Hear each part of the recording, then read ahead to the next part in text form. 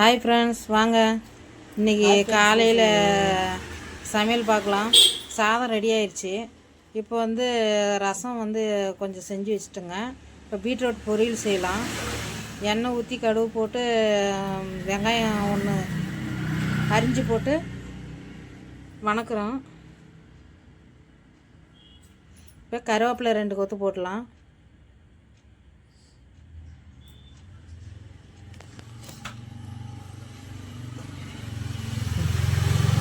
இப்போ காஞ்ச மிளகா ஒரு 3 கிள்ளி போடலாம்.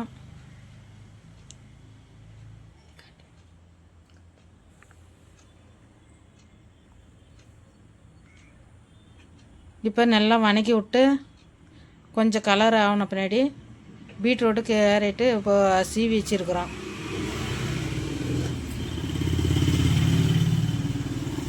பாருங்கள், கேரட்டு பீட்ரூட் 2 இருக்கா, சீவிட்டோம். நல்லா துருவி அதை வந்து அதில் போட்டு நல்லா கலரி எடுக்கணும்.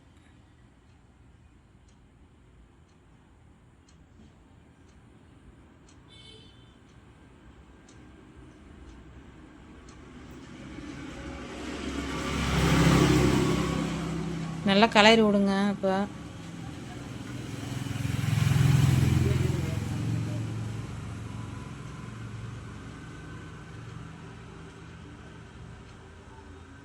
பீட்ரூட்டு கேரட்டும் இது வந்து நல்ல உடம்புக்கு சக்தி, நல்லா ரத்தம் ஊறும்.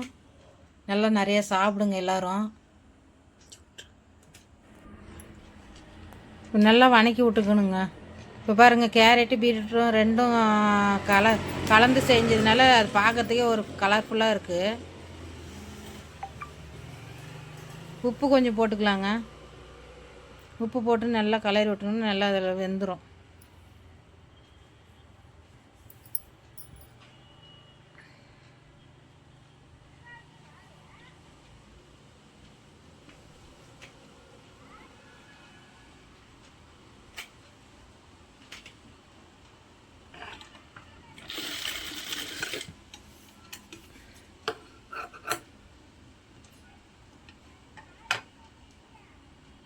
நல்லா கலரி விடணும். கலரி விட்டு மூடி விடணுங்க.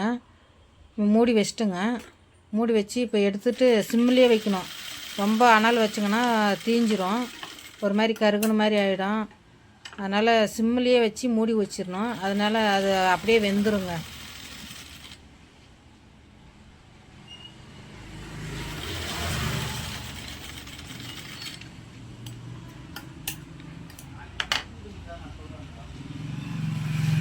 இப்போ சிம்மிலே வச்சதுனால நல்லா வெந்துருச்சு. மூடி கப்புன்னு மூடி வச்சதுனால இப்போ வெந்துருச்சு பாருங்கள் நல்லா.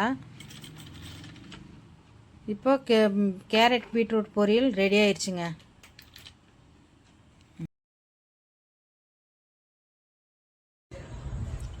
எண்ணெய் ஊற்றி கடுகு போட்டுட்டு கடுகு பொரிஞ்ச பின்னாடி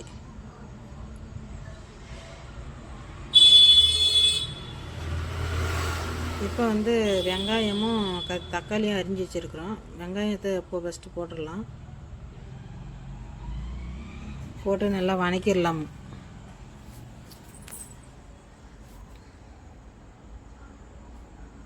கொஞ்சம் நேரம் மாறினதும் தக்காளி போட்டுக்கலாங்க. கருவேப்பிலை 2 போட்டுக்கலாம், 2 கொத்து. அடுத்தது தக்காளி போட்டுக்கலாங்க. கொஞ்சம் செவந்ததும் தக்காளி போட்டுக்கலாம். தக்காளி போட்டதும் கொஞ்சம் நல்லா வணங்கணுங்க. பாவுக்காய்க்கு நல்லா கொஞ்சம் பச்சை வாசனமாக இதெல்லாம் போகணும்.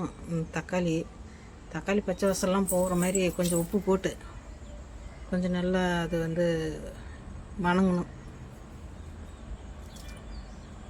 உப்பு கொஞ்சம் போட்டுக்கலாங்க.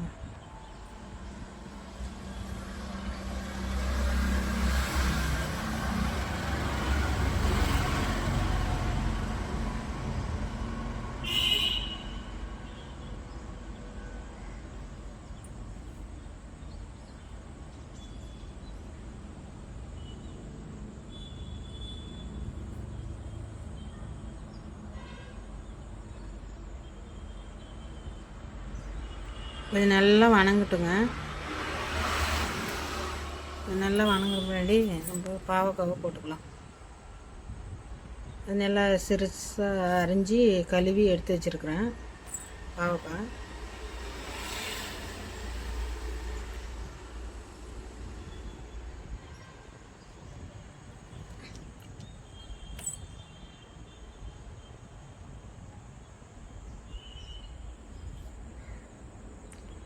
பாவக்காய் கழுவி எடுத்து வச்சுருக்குறோங்க.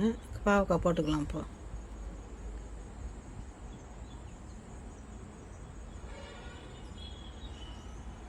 பாவக்காய் போட்டு நல்லா பெரட்டி எடுத்துக்காங்க.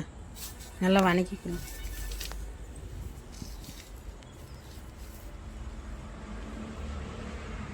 நல்லா எண்ணெயிலே வணங்கணும்.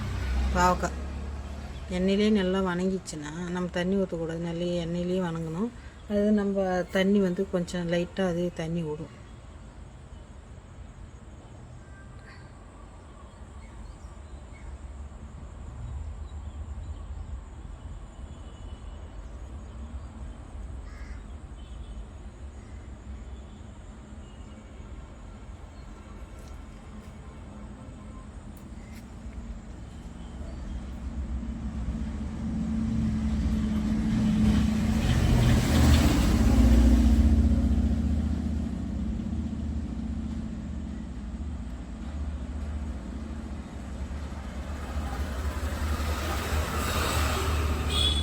அதே வந்து கொஞ்சம் லைட்டாக தண்ணி விட்டுன்னு அப்படியே கொஞ்சம் வருதுங்க. அப்படியே அதிலே வணங்கிரும். நல்லா வெந்துருங்க. இப்போ மூடி போட்டு வச்சிடலாம். நல்லா அதே வெந்து வந்துடும். இப்போ வந்து நல்லா அதை மூடி எடுத்துகிட்டு நல்லா கலரி விட்டுனே வந்தங்கன்னா அதே கெட்டியாகிடுங்க. நானும் காரத்துக்கு எதுவும் போடுறது இல்லைங்க. மிளகாய் சாம்பார் தூள் கொஞ்சம் போடுவேன், மஞ்சள் தூள் கொஞ்சம் போட்டு சாம்பார் தூள் போடுவோங்க. அதே நல்லா டேஸ்ட்டு கொடுக்குங்க. சாம்பார் தூள் மட்டும் கொஞ்சம் போட்டுக்காங்க. மஞ்சள் தூள் லைட்டாக போட்டு சாம்பார் தூள் கொஞ்சம் போட்டுக்கிட்டிங்கன்னா அது நல்ல டேஸ்ட்டு. வேறெல்லாம் தூள் போட்டால் ஒரு மாதிரி தூளுங்க வாசனையும் அடிக்கும். அதனால் சாம்பார் பொடி மட்டும் கொஞ்சம் போட்டுக்காங்க.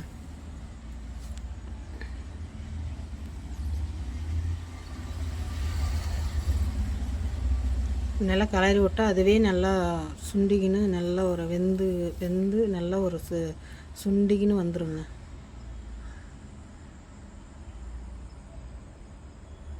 நல்லா வருது பாருங்க.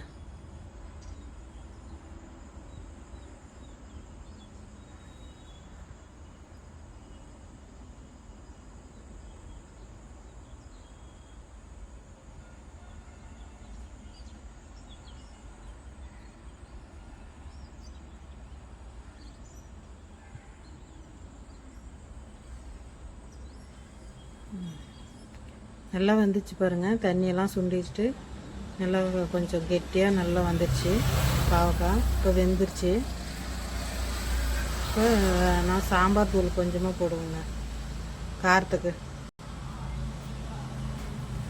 சாம்பார் தூள் போட்டு நல்லா கலரி விட்டு பச்சை வாசம்லாம் போய் நல்லா கலரி விட்டோம்னா பச்சை வாசம்லாம் போய் நல்லா வந்து கலர்ஃபுல்லாக நல்லா வந்துடுங்க.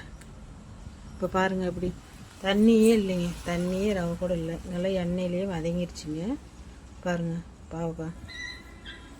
இப்போ சாப்பிட்லாங்க. சாப்பாடு பாருங்கள். நாங்கள் வந்து கடைக்கு வந்துட்டோம். கடைக்கு காலையிலேயே கொஞ்சம் சாப்பிட்டு வந்துட்டோங்க. இப்போ கடைக்கு வந்துட்டோங்க. கடைக்கு வந்த பின்னாடி சாப்பாடு மதியம் சாப்பாடு பாருங்கள். சாதம்,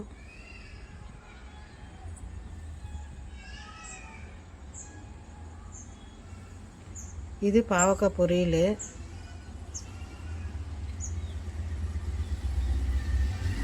இது பீட்ரூட் கேரட் பொரியல், இது வந்து தக்காளி பச்சை மிளகா வெங்காயம் இதெல்லாம் வணக்கணுதுங்க.